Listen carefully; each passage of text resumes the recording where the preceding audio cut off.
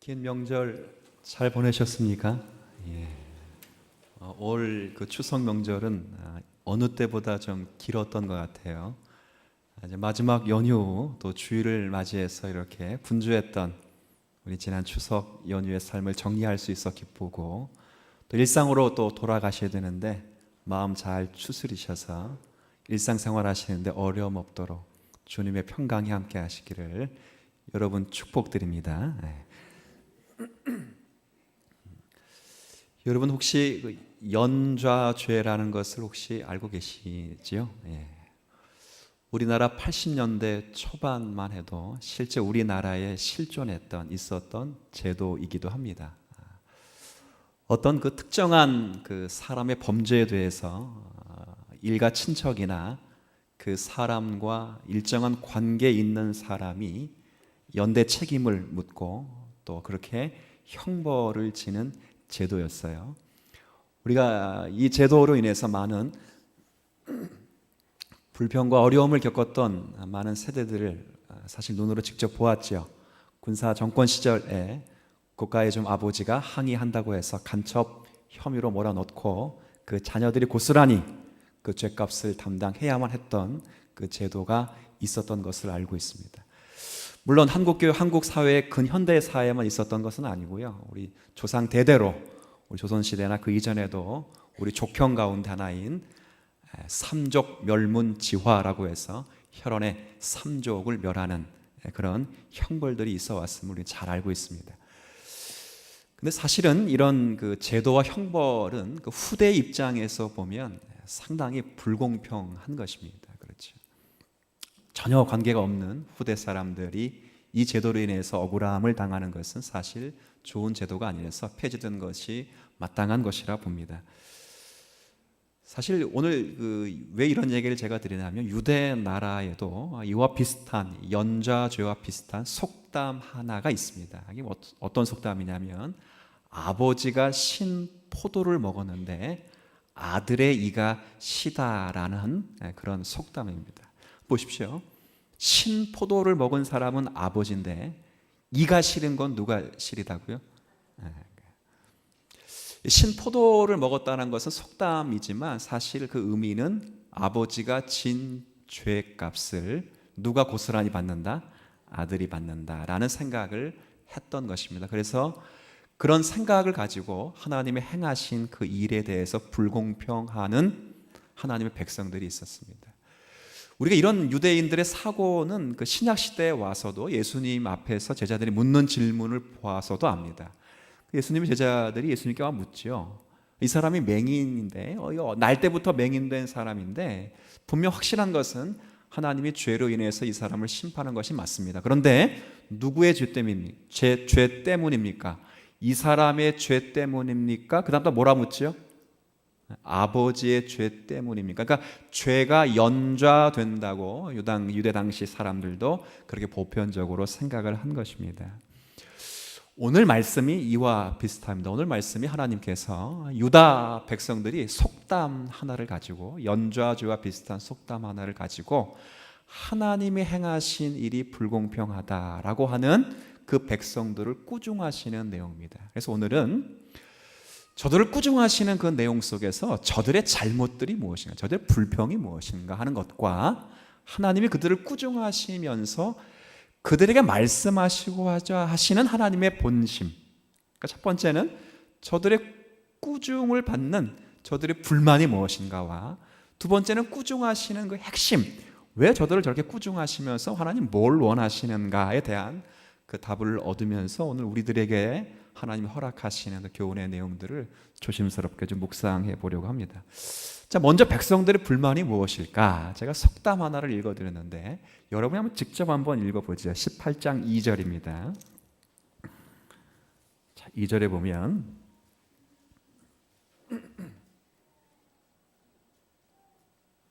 자, 제가 읽어드릴게요. 너희가 이스라엘 땅에 관한 속담을 하나 가지고 이렇게 하나님께 불평한다. 그게 뭐냐? 아버지가 신 포도를 먹었으므로 그의 아들의 이가 시다고 함은 어찌 됨이냐, 이게. 근데 이 말은 어떤 면에 있어서 좀 맞는 말 같기도 해요. 여러분, 누가 신 것을 먹는 것을 보면 사실 그걸 보는 것만 해도 좀 어떠죠?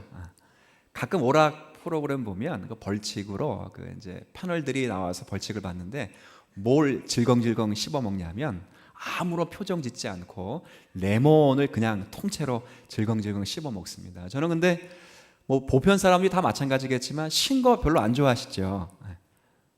여성들은 좋아하시는 것 같은데 남성들은 잘 안 좋아. 저는 특별히 더더욱 좋아하지는 않습니다. 그래서 신 거 먹는 걸 보면 제 입안에 뭐가 잔뜩 침이 고이고 그러면 사실 제 이도 시린 것처럼 느껴집니다. 그런데 중요한 것은 실제 제 이가 시린 것이 아니라 이가 시리다고 뭐 하는 것뿐이냐면 공감하는 것뿐입니다. 자, 지금 제가 구별한 게 좀 이해가 되셨습니까? 지금 유다 백성들의 죄악이 뭐냐라고 할 때 지금 유다 백성들은 우리가 에스겔 선지서를 확인하고 살펴보듯이 아직 유다 나라가 완전하게 망하진 않았습니다. 조금 있으면 몇 장 더 읽으면 망합니다. 그런데 아직 망하지 않은 상태에서 이 바벨론 포로로 1차 끌려가고 2차 끌려가고 예루살렘의 엘리트들이 거의 거반이 다 끌려가 있는 상태입니다. 근데 이 사람들이 똑똑하고 아주 종교적인 사람들인데 이 사람들이 끌려가서 어떤 생각을 하냐면 우리가 이 바벨론 포로에 끌려온 것은 하나님이 우리를 심판하신 결과라. 이건 정확하게 맞죠.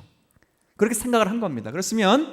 그렇게 생각했으면 이 사람들이 끌려와서 무슨 행동을 하고 무슨 생각을 해야 되냐면 우리가 왜 심판을 받아서 여기에 끌려왔는가, 우리가 무엇에 실패했는가를 점검하면서 하나님 앞에 찾아 나가서 마음과 영을 새롭게 했었어야 됨이 분명할 것입니다. 그런데 이 사람들은 어떤 생각을 하냐면 죄의 심판으로 바벨론에 끌려온 것은 분명한데 우리의 죄 때문에 끌려온 것이 아니라 누구의 죄 때문에?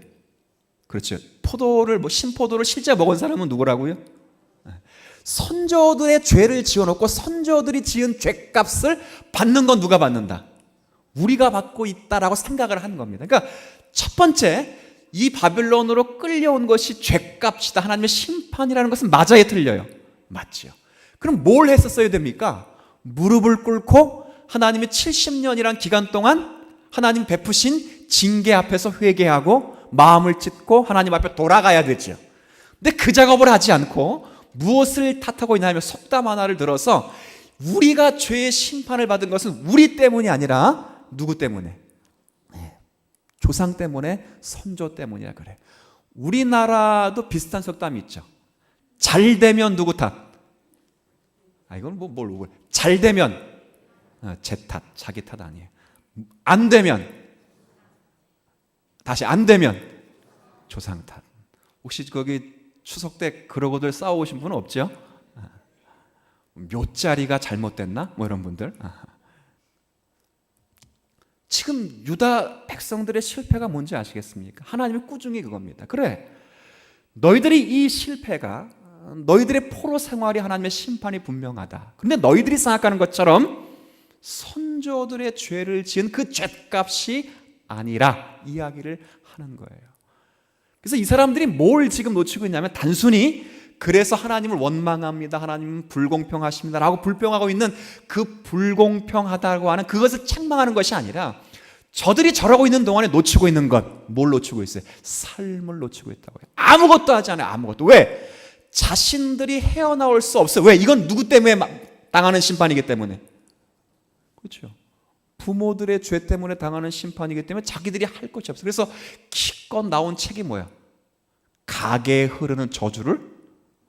그건 못된 책입니다. 못된 책.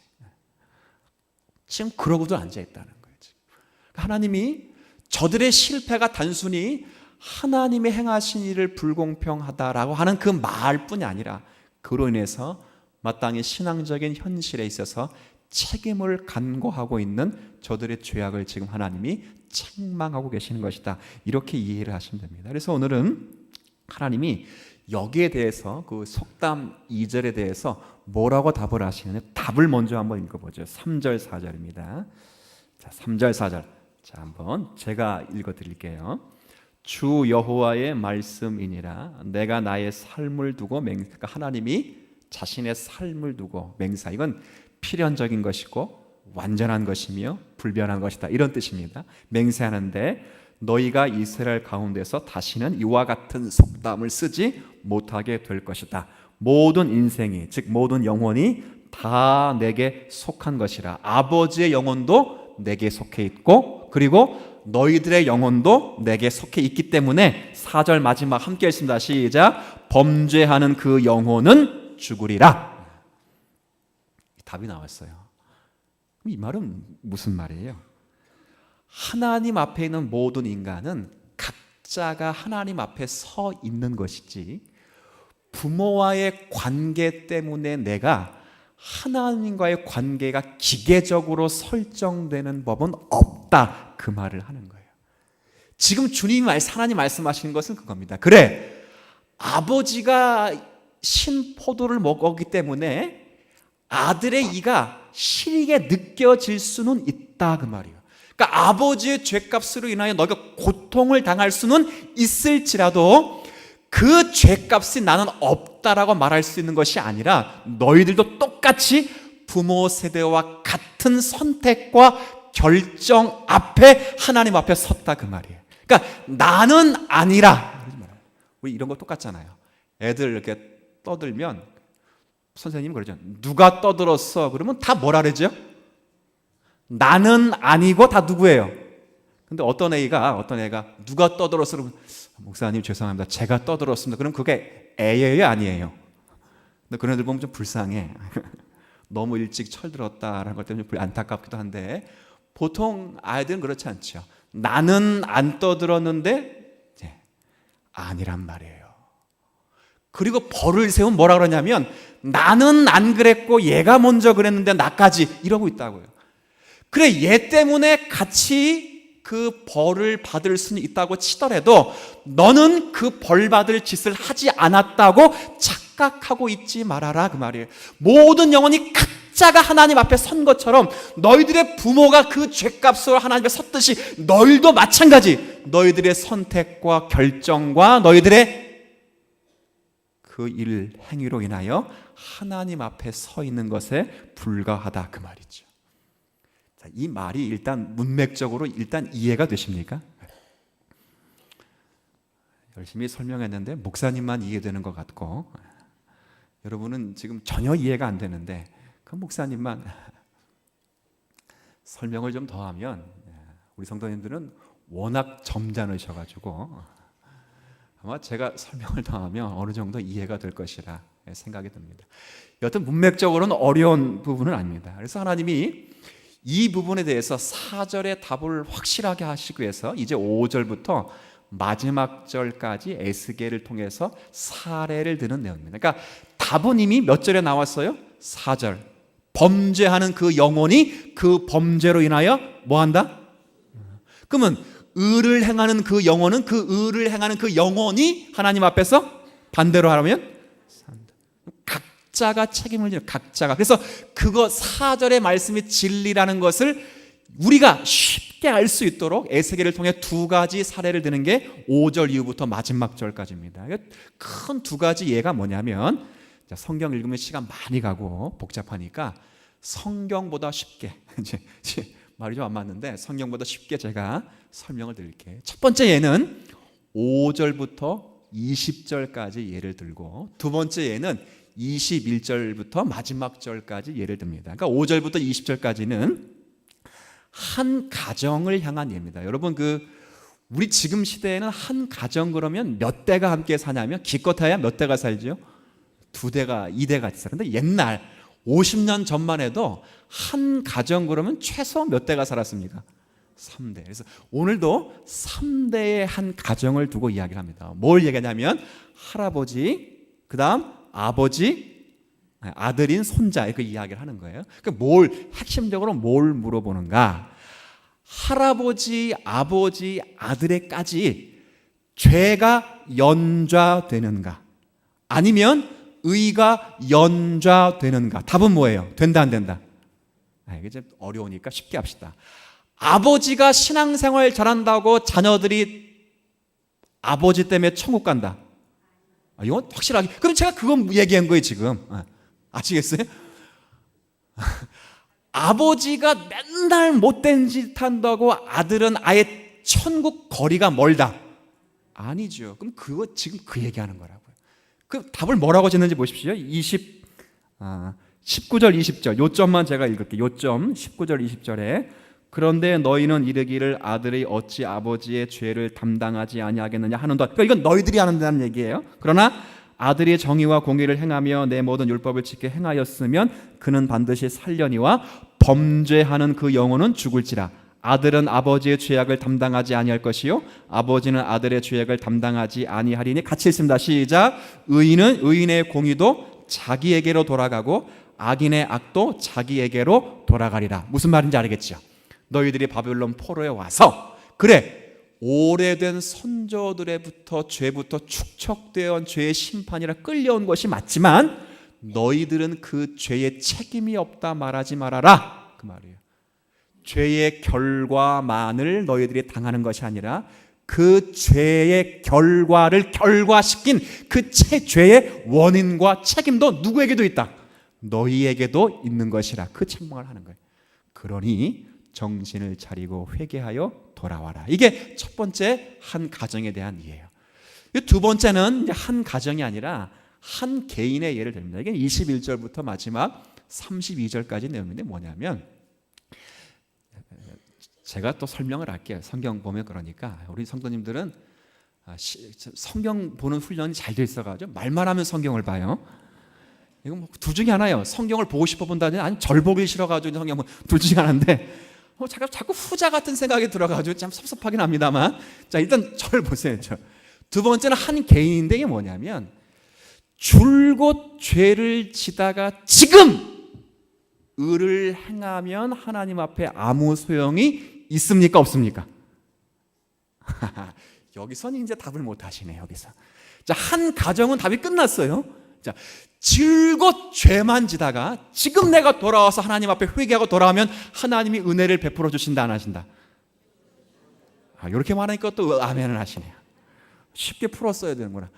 줄곧 하나님께 영광을 돌리다가 지금 하나님 앞에 죄를 지면 하나님이 용서하신다 벌하신다. 이것도 잘 모르시겠죠? 오늘 그 이야기를 하는 것입니다. 답을 보십시다. 답을. 자, 30절 31절 요점입니다. 요점. 30절 31절. 자, 주 여호와 이건 이제 한 21절부터 시작되는 것에 대한 답을 냅니다. 30절 주 여호와의 말씀이니라 이스라엘 족속아 내가 너희 각 사람이 행한 대로 심판할지라 너희는 돌이켜 회개하고 모든 죄에서 떠날지어라 그리한즉 그것이 너희의 죄악의 걸림돌이 되지 아니하리라. 너희는 너희가 범한 모든 죄악을 버리고 마음과 영을 새롭게 할지어다. 이스라엘 족속아 너희가 어찌하여 죽고자 하느냐. 이게 뭡니까? 쉽게 말하면 죄를 지었으니 아무리 의를 행한다고 소용없다고 말하지 말라는 거예요. 이 말 지금 누가 한 겁니까?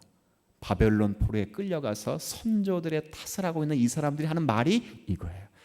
지금껏 출고 부모들이 죄를 지어서 우리가 죄값을 받고 있는데 지금 후회해서 하나님 앞에 돌아온다고 부모의 죄값이 사라졌는가? 아니라 그 말이에요.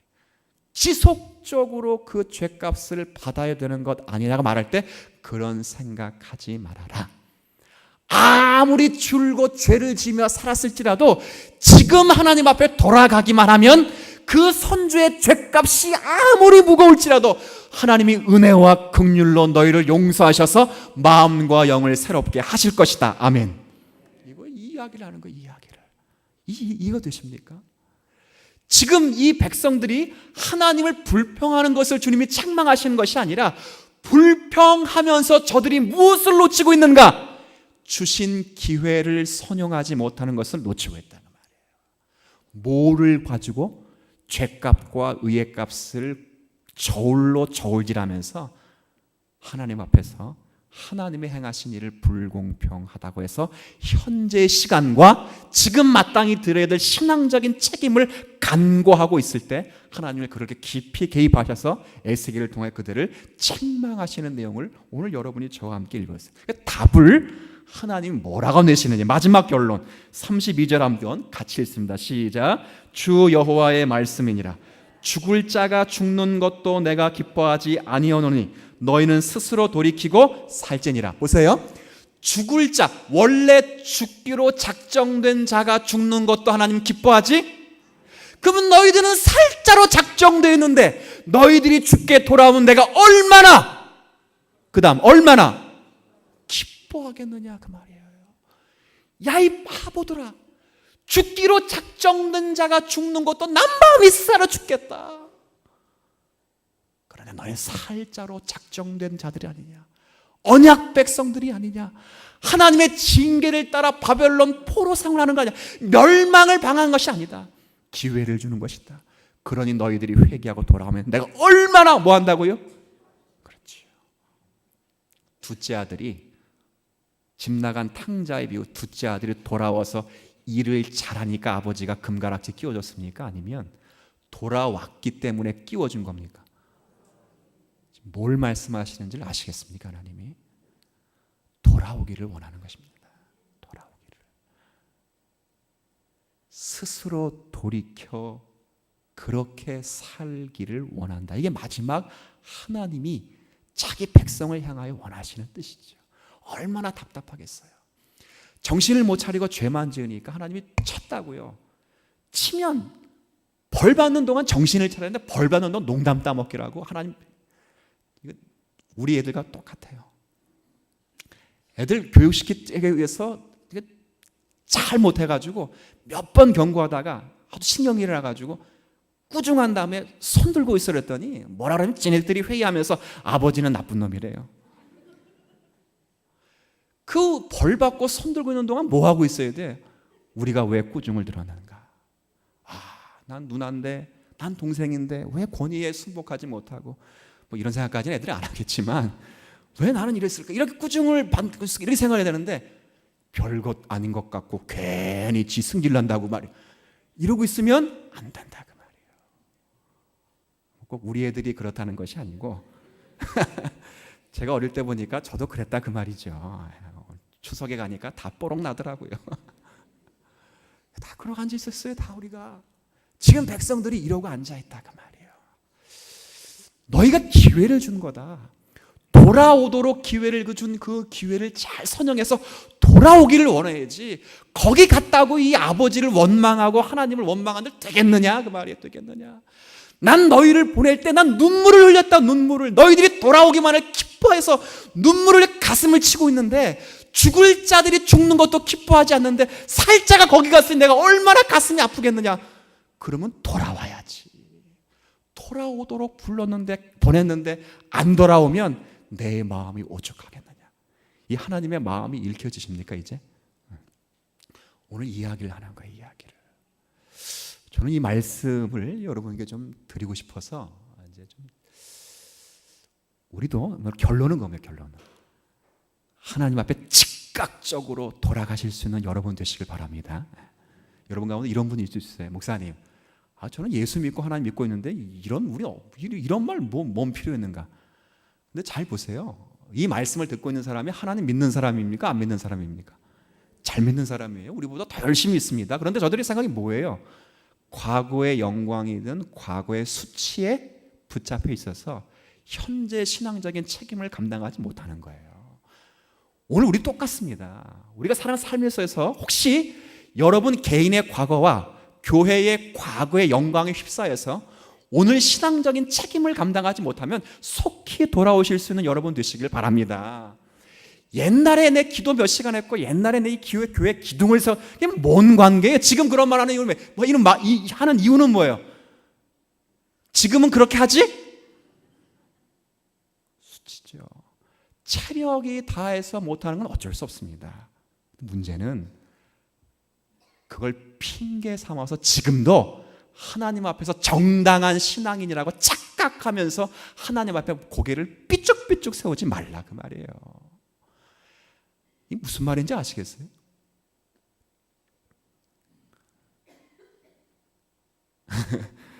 추석 잘 끝내고 왔는데 목사님 그 별 희한한 소리 해가지고 기분 나쁘게 한다 할 수 있는데, 뭐 말씀을 만났으니까 뭐 전 그냥 이렇게 이야기하는 것뿐인데 수위를 조금 낮춰서 하겠습니다.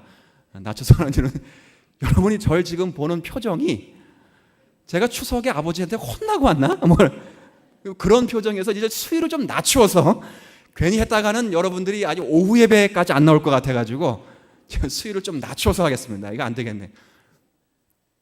좀 그러고 있다 그 말이 이스라엘 백성들이. 아시겠어요?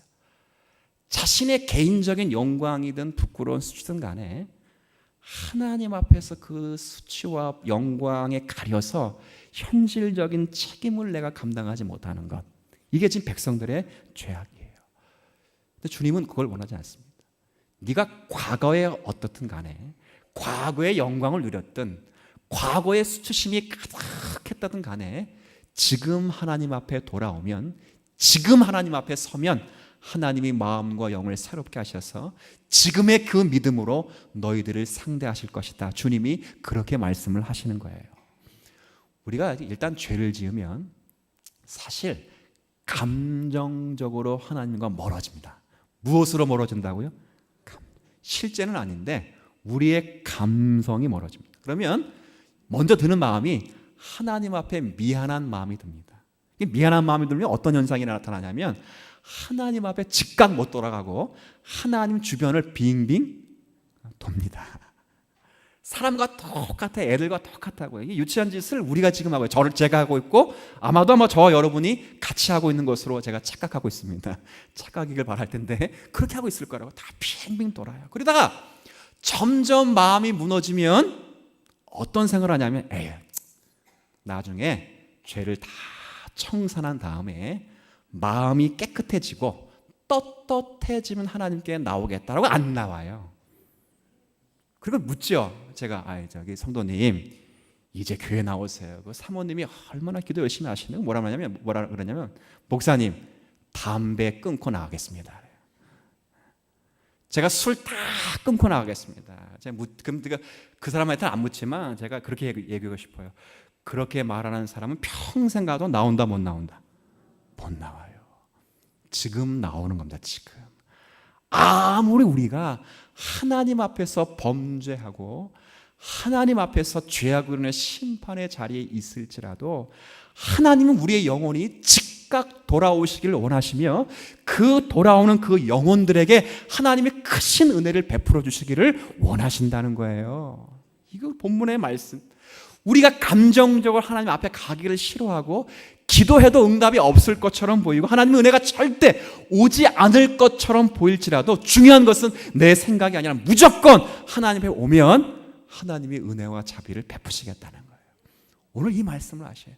모세의 경우를 보세요. 모세가 하나님 신의 산에서 하나님 율법을 두 돌판을 가지고 내려 얼마나 영광스러운지 막 찬란한 영광의 빛이 나왔어요. 모세의 기분이 어땠을까요? 애들 말로 모세의 기분이 째졌을 것입니다. 기분 짱이었을 거예요. 내려왔는데 이스라엘 백성들이 헛짓을 하면서 하나님이 아닌 것에 대해서 하나님처럼 섬기고 있는 죄악을 발견하고 모세가 성질이 나가지고 그 모세가 받은 언약 두 돌판을 어떻게 했어요? 그냥 내동댕이 쳤어요. 그랬더니 내동댕이 치니까 모세가 내동댕이 친 돌판이 어떻게 됐습니까? 깨졌어요. 자, 제가 물어보죠. 모세가 잘한 겁니까? 못한 겁니까?